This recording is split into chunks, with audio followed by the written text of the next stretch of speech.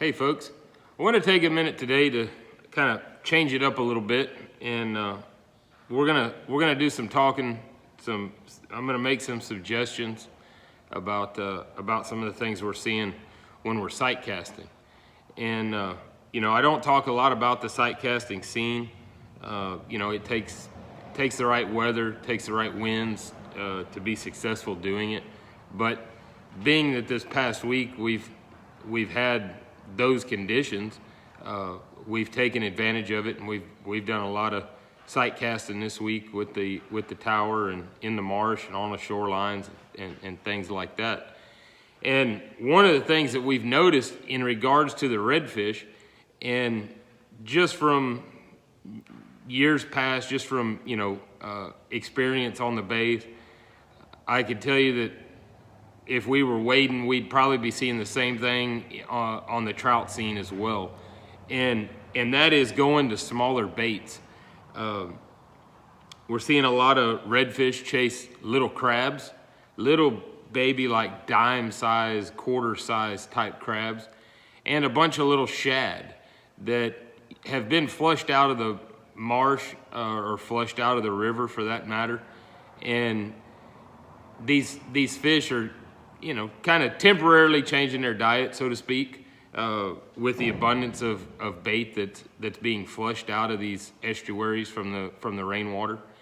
And so what that does is it makes us change, our size, change our style of baits that we're throwing.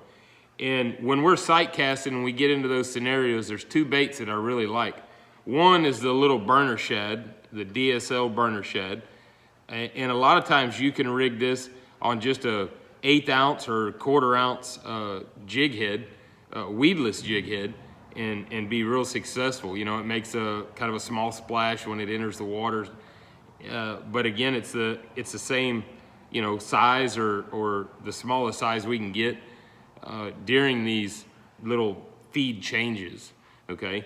And the other one, and I've talked about this one in years past before, it's a favorite of mine for sight casting, and it's the Bugs fishing lures. I use the ones with the little 1/4 ounce pan jig heads on them. And what's neat about these baits is, again, it's kind of a small entry into the water, but then as it falls through the water column, it's got kind of a wobble to it. That pan jig head really makes that bait kind of walk side to side as it's falling to the bottom.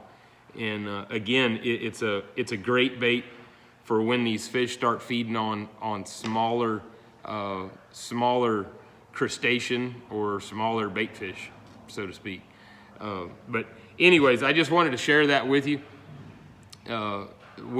We've seen that change kind of progress this week, and it may be something that sticks around for a little while. But if you're having those days where you're getting a lot of refusals, or you're seeing redfish but you can't catch them, change your bait, drop down to a smaller bait, pay attention to what's in the water around you. So anyways, just wanted to throw that out there, and hopefully it'll help.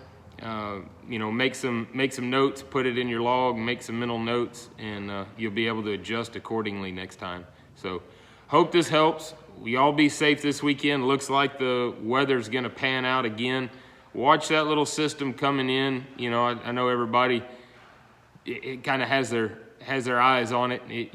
Hopefully it doesn't turn and build and come this way or something like that. But anyways, y'all just be safe. Watch the tides out there this weekend. They're running kind of low right now. So y'all be safe, and release them when you can. All right, later.